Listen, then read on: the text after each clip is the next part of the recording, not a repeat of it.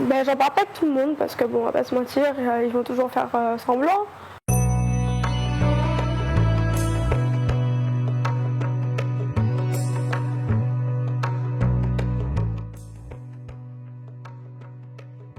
À force de parler d'enfants et de jeunes avec Elia et Aude, il fallait bien rencontrer, non? Jeunesse. Cette fameuse jeunesse.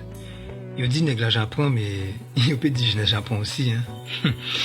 Immature, fainéante, délinquante, et j'en passe. Yo tout cas ça? Pas si sûr. Et si nous, adultes, étions parfois responsables? Je suis vraiment très content de t'avoir aujourd'hui parce qu'on m'a dit beaucoup de bonnes choses sur toi. On m'a dit ouais, tu verras, c'est une fille super intéressante, super dynamique, tout ça. Oui, toujours. Ça te vient d'où, cette volonté de t'engager dans la vie citoyenne? Honnêtement, je sais pas. Depuis petite, j'aime beaucoup aider les gens parce que, je sais pas, c'est comme ça. C'est voulu. Il n'y a pas une raison particulière qui a fait que c'est naturel en fait. D'accord. C'est mon caractère qui est comme ça. Ça fait longtemps que tu es engagé dans cette vie citoyenne? 3 ans. 3 ans, bientôt 4. Toi-même, depuis toute petite, est-ce que ce sont tes parents ou bien autour de toi, tu avais des gens qui menaient des actions et tu as eu envie de faire comme eux? Non. Enfin, mes parents, ils sont très, ils sont très dans le partage. Enfin, c'est l'éducation qui est comme ça, mais ils sont très dans le partage généreux. Et j'ai suivi le chemin qu'ils m'ont donné. Mais sinon, non. Pas de participation quelconque. D'accord. Alors justement, en parlant de tes parents et de ta famille, je sais aussi que tu as une histoire quand même un peu particulière. Et... non? C'est assez. Alors justement, ça aussi, c'est quelque chose que j'avais envie de voir avec toi. Donc ce que je te propose, c'est qu'on passe dans le petit salon et pour qu'on en discute un peu plus. D'accord, pas de souci. Parce que ton histoire, elle est un peu particulière, notamment au niveau de la famille. Pourquoi? Bah, déjà parce que je suis métisse, c'est-à-dire que du côté de ma maman, on vient de la Martinique, Guadeloupe, on a du sang asiatique. Et du côté de mon papa, je suis libanaise à 100%. Ok, donc voilà, ce qu'on appelle communément une métisse. C'est ça. Et aujourd'hui, on sait que, voilà, on fait beaucoup de promotion du métissage et tout, mais dans la réalité, dans ta vie, est-ce que depuis toute petite, c'était vu positivement par la société?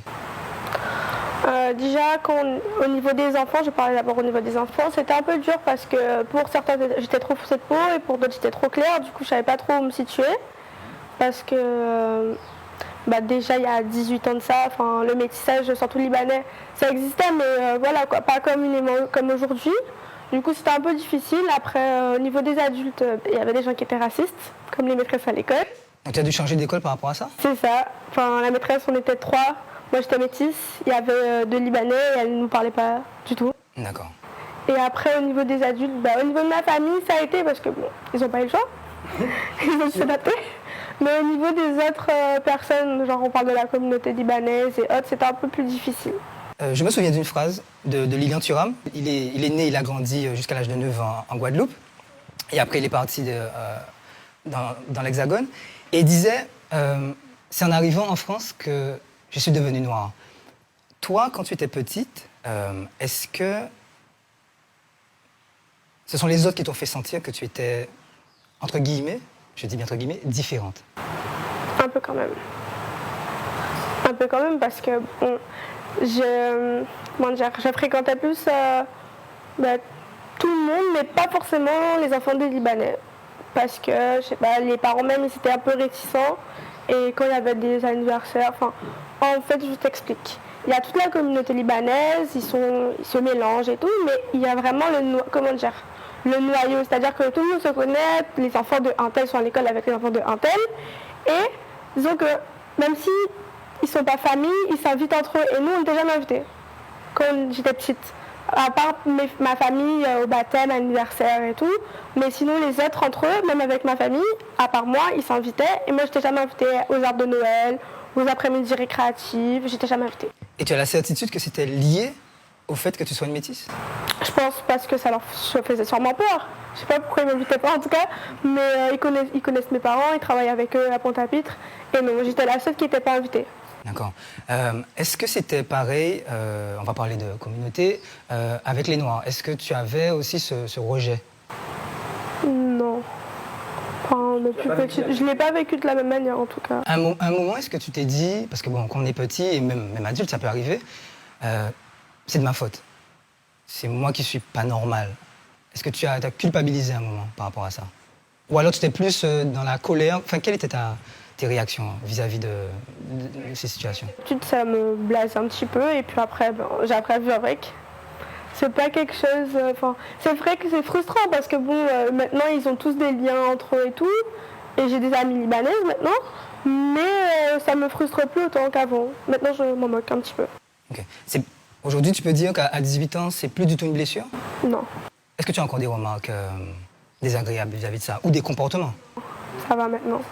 Parce que maintenant, en 2019, le comportement il change, tout le monde est ami avec tout le monde. Maintenant, on est ensemble, on est mélangés.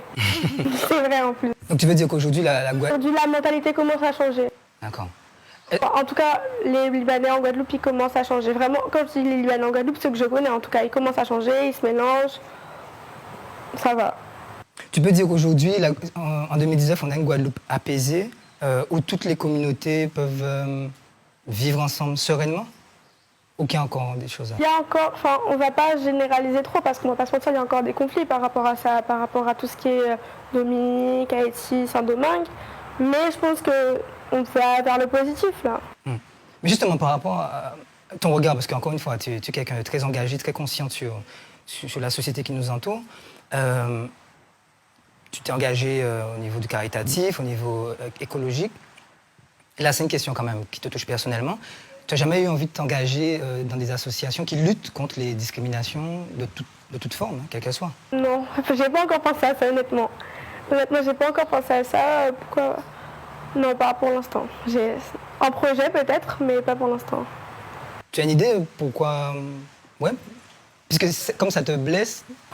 Je sais pas, c'est dans mon caractère, en fait, j'aime pas les injustices. C'est pas moi personnellement, parce que je passe sur beaucoup de choses, mais en général, j'aime pas les injustices faites aux autres. Donc j'ai bien envie de m'engager, c'est pour ça que je vais faire du droit après. Et ouais. Ça t'aura quand même marqué ton histoire. C'est ça, en fait, c'est dans mon caractère.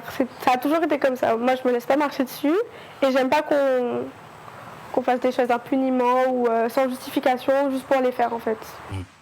Est-ce que tu crois que cette expérience personnelle, ça t'a fait grandir plus vite que les autres enfants? Mais déjà, étant enfant unique, je pense que j'ai grandi un peu plus vite que les autres enfants. Mais ça particulièrement, peut-être. Je sais pas trop, mais peut-être. Le fait d'être exclu, sûrement. Parce que c'est à moi d'aller vers les autres. En fait, c'est comme ça que je suis. En fait, je suis pas timide, je vais vers les autres. Après, quand je me sens pas à l'aise, je vais pas vers les gens, c'est normal. Mais ouais, c'était plus à moi d'aller vers les autres que... les autres aussi venaient, mais au début, c'est tout le temps à moi de venir. Ben, j'en parle pas avec tout le monde, parce que bon, on va pas se mentir, ils vont toujours faire semblant. Mais oui, j'ai ma copine libanaise, elle me reconnaît elle-même qu'avant, ils se mélangent pas. Bon. Je dis pas que maintenant, c'est 100% mélange et tout, enfin surtout tout ce qui est couple et mariage, mais je trouve que ça va mieux. Personnellement, je trouve que ça va mieux. Mais oui, il y en a qui le reconnaissent, il y en a d'autres qui vont toujours nier, comme d'hab. Hein. Évidemment, donc tu assumes ces deux côtés, ces deux cultures que tu as. Et tu as même eu l'occasion de partir au Liban. Tu avais quel âge?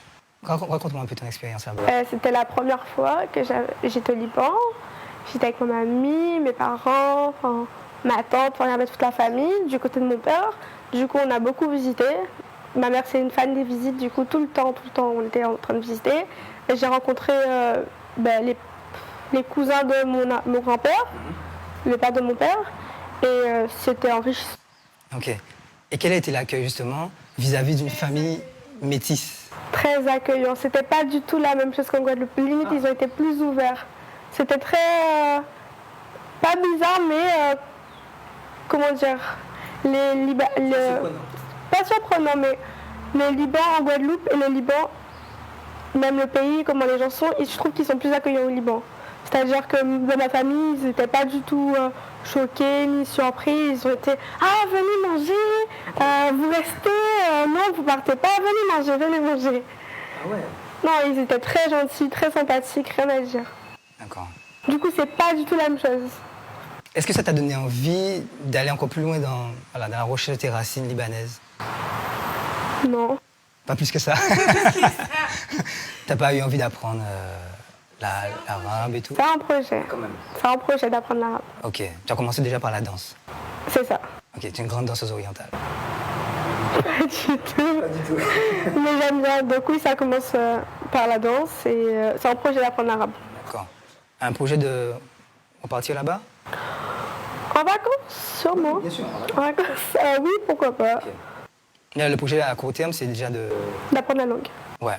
Et puis de partir, tu vas partir faire tes études. C'était un besoin aussi de quitter la Guadeloupe? Ou c'est un déchirement? Un peu des deux, ça va me manquer. Mais j'ai envie de voir autre chose aussi.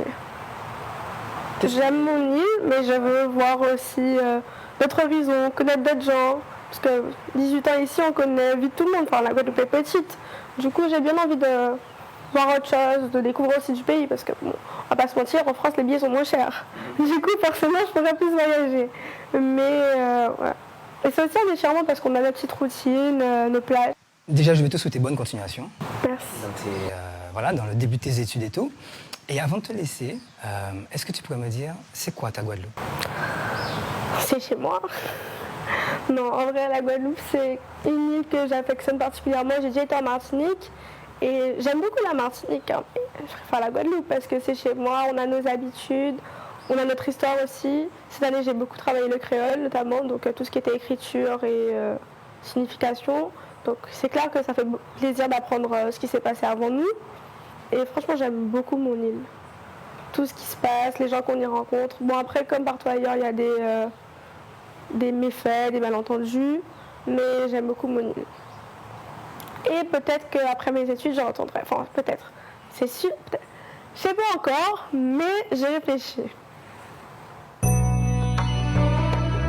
Je n'ai pas toujours compris le sens de l'expression « forcer l'admiration ». Car en l'occurrence, Audrey ne force pas la mienne. Elle l'a acquise sans violence. Sa maturité, son courage à parler, sans animosité aucune, d'un sujet sensible, c'est fort. Elle aurait pu être aigrie, torturée, mal dans sa peau. Je l'ai trouvée, au contraire, pétillante, sereine et d'une grande intelligence émotionnelle. Elle porte un message d'espoir pour un meilleur vivre ensemble. Mille jeunesse en nous. Soyons-en fiers.